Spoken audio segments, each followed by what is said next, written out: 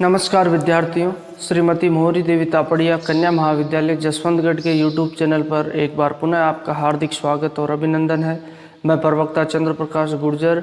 आज की क्लास हमारी BA द्वितीय वर्ष के छात्रों हेतु इतिहास विषय की होगी। इतिहास विषय के दौरान जो निरंतर हम अगर बात की जाए बीकानेर के राज्य के बारे में पढ़ रहे हैं। बीकानेर के राज्य के तहत जो हम महाराजा राय सिंह के बारे में पढ़ेंगे। अगर बात की जाए राजा राय सिंह के, उससे पूर्व जो राजा राय सिंह से पूर्व होने वाले जो शासकों के बारे में निरंतर अध्ययन कर रहे हैं। जिस तहत हमने जाना था पिछली क्लास में किस तरीके से जो बीकानेर राज्य की स्थापना राव बीका के द्वारा की जाती है और बीकानेर राज्य के शासक कौन होते हैं, जो मारवाड़ के राठौड़ होते हैं, उन्हीं के वंशज होते हैं। उन राठौड़ों की ये दूसरी शाखा होती है जिसके द्वारा बीकानेर क्षेत्र में एक स्वतंत्र राज्य की स्थापना की जाती है। जिसके तहत हमने देखा किस तरीके से राव बीका जो गज सिंह के क्या होते हैं राव जोधा के पुत्र होते कौन, राव बीका, जिनके द्वारा एक स्वतंत्र बीकानेर राज्य की स्थापना कर दी जाती है। और 1488 ईस्वी में जो बीकानेर शहर की स्थापना उनके द्वारा की जाती है। अब उनके पश्चात होने वाले जो उनके उत्तराधिकारी शासकों के बारे में हमने जाना, जिसके तहत जो राव नरा है, जिसे नरसी भी कहा जाता है, राव नरसी है जो कुछ समय के लिए शासक रहते हैं। 2-3 महीनों पश्चात निसंतान उनकी मृत्यु हो जाती है।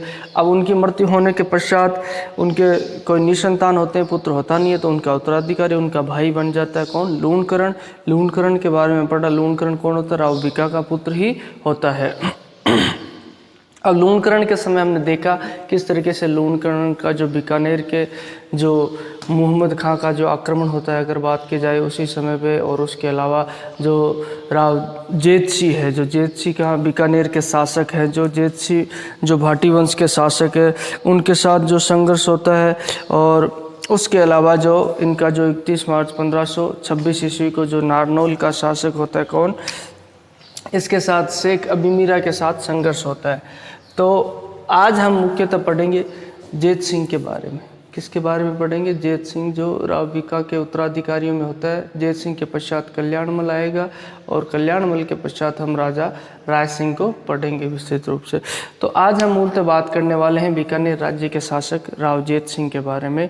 जो हम देखेंगे कि यहाँ तक जो राय सिंह तक तो जो होने वाले शासकों के द्वारा सिर्फ अपने नाम के आगे राव लगाया जाता है, और राय सिंह के द्वारा ही पहली बार जो राजा अपने नाम के आगे लगाया जाता है। तो आज मूलतः हम जेत सिंह के बारे में पढ़ने वाले हैं। जेत सिंह सिंहासन पर बैठता है जब उसके पिता की हत्या हो जाती है। जो 1526 ईस्वी की बात है, जो नारनौल का शासक होता है उस पर राव लूणकरण के द्वारा आक्रमण किया जाता है, जिसके तहत उनकी सेनाओं में भीषण युद्ध होता है। उसी दौरान जो कई सरदार ऐसे होते हैं जो लूणकरण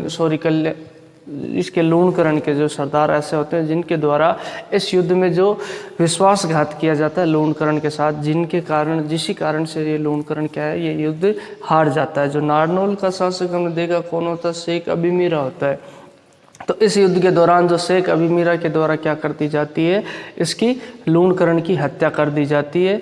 और लूणकरण की हत्या करने के पश्चात लूणकरण का जो उत्तराधिकारी उसका पुत्र जेत सिंह क्या बैठता है, सिंहासन पर बैठता है।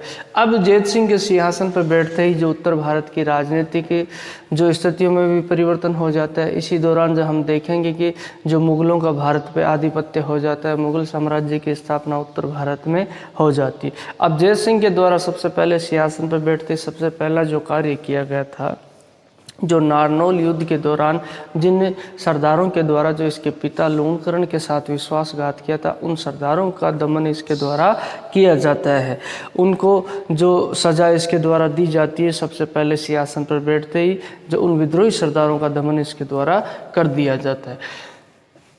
अब उत्तर भारत की राजनीति में बहुत ही ज़बरदस्त परिवर्तन आता है। हमने 1526 ईस्वी के दौरान आपको पता होगा कि जो मुग़ल बादशाह बाबर भारत आता है और उसके द्वारा मुग़ल साम्राज्य की स्थापना कर दी जाती है।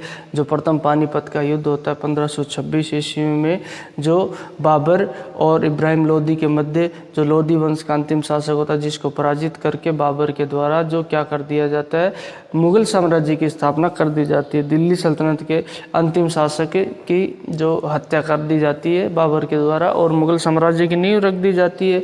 उसी दौरान सिर्फ उत्तर भारत तक ही नहीं रहता है और भारत के पश्चात वह राजपूताना जो राजस्थान का क्षेत्र है वहाँ तक भी जो बाबर के द्वारा क्या कर लिया जाता है, क्षेत्रों पर अधिकार कर लिया जाता है। जिस तरीके से जो राजपूताना के शासक राणा सांगा के द्वारा उसे चुनौती दी जाती है, लेकिन इसमें सभी राजपूत शासक एक साथ होते हैं। पहली बार जो इतने शासकों के द्वारा जो प्रतिरोध किया जाता है, फिर भी इस युद्ध में राणा सांगा की पराजय हो जाती है। इस राणा सांगा की पराजय से सभी राजपूत शासक क्या हो जाते हैं, भयभीत और सशंकित हो जाते हैं। वह उनके मन में खौफ पैदा हो जाता है, डर पैदा हो जाता है, किसका, बाबर का, क्योंकि इनकी संयुक्त शक्ति को भी जो बाबर के द्वारा पराजित कर दिया जाता है।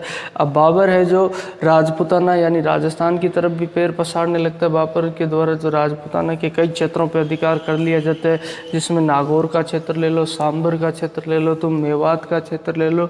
उन क्षेत्रों पर जो नागौर का क्षेत्र है और मेवात आमेर का जो क्षेत्र है उस पर क्या कर लिया जाता है, अधिकार कर लिया जाता है। किसके द्वारा, बाबर के द्वारा।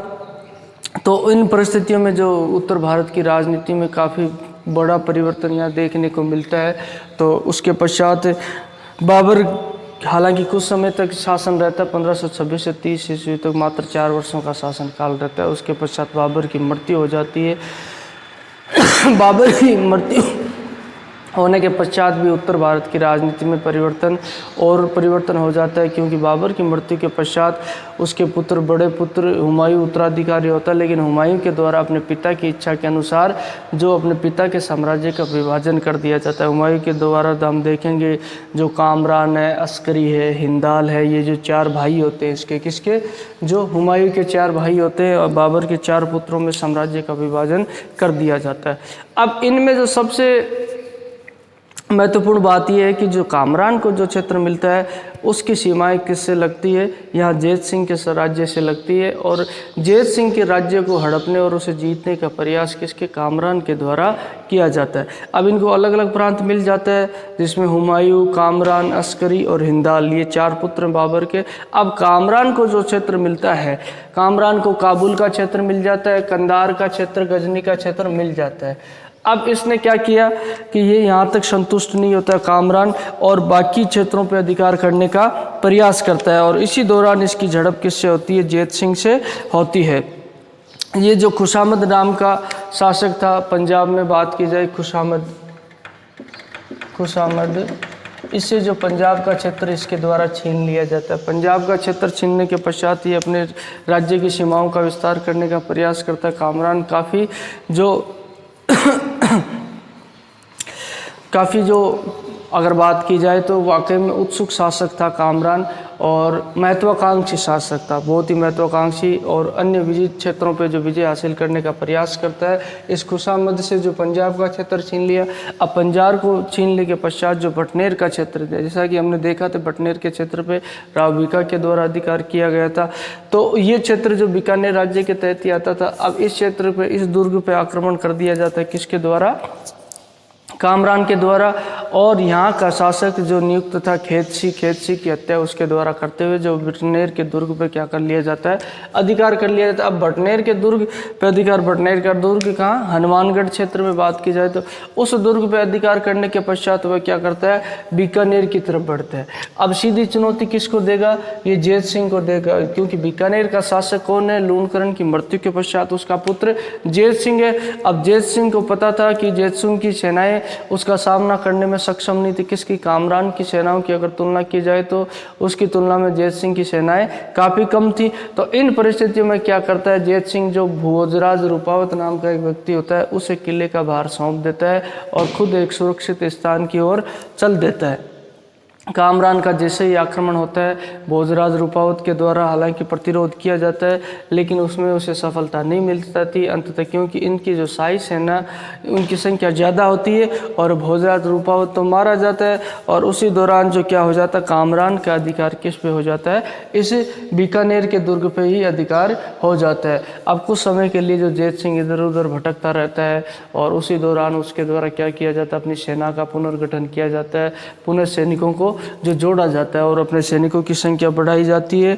और उसी दौरान जो 26 अक्टूबर 1534 ईस्वी को इसके द्वारा रात्रि के समय में क्या किया जाता है, जैत सिंह के द्वारा जो मुग़ल सेनाओं पर अचानक से आक्रमण किया जाता है और अचानक से आक्रमण करने से मुग़ल सेना हस्तबद्ध रह जाती है, उनको पता नहीं चल पाता है और इस आक्रमण में जो मुग़ल सेना को जो यहाँ से खदेड़ दिया जाता है, पराजित कर दिया जाता है। पराजित करके पुनः जो बीकानेर के दुर्ग पे उसके द्वारा क्या कर लिया जाता है, अधिकार कर लिया जाता है। अब इसके एक समस्या मिट्टी नहीं, दूसरी समस्या सामने आ जाती है जैत सिंह के सम्मुख। अब दूसरी समस्या कौन सी होती है, जो जोधपुर का वही जो राठौड़ शासक है, क्योंकि बीकानेर पे राठौड़ शासकों के द्वारा शासन किया जाता है। अब जोधपुर में उस वक्त जोधपुर का शासक होता है मालदेव। अब मालदेव के द्वारा जो बीकानेर के क्षेत्र को जीतने की इच्छा रखी जाती है और वह जो बीकानेर के क्षेत्र बीकानेर राज्य का अधिग्रहण करके जोधपुर राज्य में ही मिलाना चाहता था। अब बीकानेर राज्य पर अधिकार करने के उद्देश्य से क्या कर लिया जाता है, मालदेव के द्वारा बीकानेर पर आक्रमण कर दिया गया। अब बीकानेर के द्वारा जो जोधपुर राज्य द्वारा बीकानेर पर आक्रमण किया गया, तो उसी समय जैत सिंह के द्वारा अपने विश्वस्त मंत्री नगराज के सानिध्य में और नगराज के साथ अपनी जो फैमिली है उसको जो सिरसा भिजवा दिया जाता है और इनके बीच में जो जैत सिंह के बीच में और मालदेव के बीच में क्या होता है, युद्ध होता है। जैत सिंह और मालदेव के बीच में भयंकर युद्ध होता है। इस युद्ध में जो मालदेव जीत जाता है और जैत सिंह की क्या हो जाती है, इस युद्ध के दौरान मृत्यु हो जाती है। मालदेव के द्वारा जैत सिंह की हत्या कर दी जाती है और इस तरीके से जो जैत सिंह की मृत्यु हो जाती है और बीकानेर राज्य पे पुनः किसका अधिकार हो जाता है, मालदेव का अधिकार हो जाता है।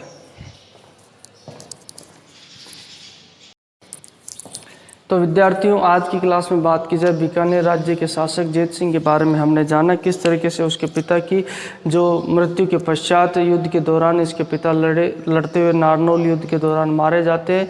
उनके मारे जाने के पश्चात जो ये सिंहासन पर बैठता है जैत सिंह, और जैत सिंह भी अपने पिता की भांति जो लड़ता हुआ मारा जाता है। जैत सिंह के समय जो बात की जाए, मुग़ल साम्राज्य की स्थापना हो जाती है और उसी दौरान जो कामरान के साथ हमें जैत सिंह की झड़प देखने को मिलती है और उसी दौरान जो कामरान के द्वारा एक बार तो बीकानेर के किले पर अधिकार कर लिया जाता है, लेकिन कुछ समय पश्चात हम देखते हैं कि जैत सिंह के द्वारा जो पुनः रात्रिकालीन आक्रमण करके जो दुर्ग को वापस अपने अधिकार में ले लिया जाता है, लेकिन इसकी चुनौती ख़त्म नहीं होती। इसी दौरान जो मारवाड़ का शासक यानी जोधपुर का शासक मालदेव होता है और मालदेव के द्वारा जो बीकानेर राज्य पर आक्रमण कर दिया जाता है। बीकानेर राज्य पर आक्रमण करने के दौरान जो मालदेव के बीच में और जैत सिंह के बीच में युद्ध होता है। जैत सिंह के द्वारा अपनी जो फैमिली को, परिवार को जो एक सुरक्षित स्थान सिरसा पे पहुंचा दिया जाता है। नगराज मंत्री होता है विश्वसनीय उसके साथ, और इस युद्ध में लड़ते हुए क्या होता है, जैत सिंह मारा जाता है। अब जैत सिंह मरने के पश्चात उसका उत्तराधिकारी कौन होगा, जो कल्याणमल होगा। और कल्याणमल जब उत्तराधिकारी होगा तो उस वक्त बीकानेर पे जो बात की जाए मालदेव का अधिकार हो जाएगा। और किस तरीके से हम देखेंगे कल्याणमल के द्वारा पुनः जो बीकानेर राज्य पे अधिकार किया जाएगा, और उसके लिए हम देखेंगे कि ये उसकी जो शेरशाह सूरी है उनकी तरफ भी जाएगा। तो बोलिए, यहाँ तक कोई चीज़ समझ में नहीं आई है, किसी तरह की समस्या है, शंका है, तो आप निसंकोच पूछ सकते हो। और जो अपने पास शैक्षणिक व्हाट्सएप ग्रुप प्लेटफॉर्म उसके माध्यम से किसी तरह की आपके जो सुझाव और राय वो भी आप पहुंचा सकते हो, आमंत्रित है। तो आज की क्लास के लिए बस इतना ही, और आगे की क्लास में हम पढ़ेंगे जो अगले शासक के बारे में। किसके बारे में पढ़ेंगे? अगला शासक जो कल्याणमल। तो सभी विद्यार्थियों का एक बार पुनः बहुत बहुत धन्यवाद।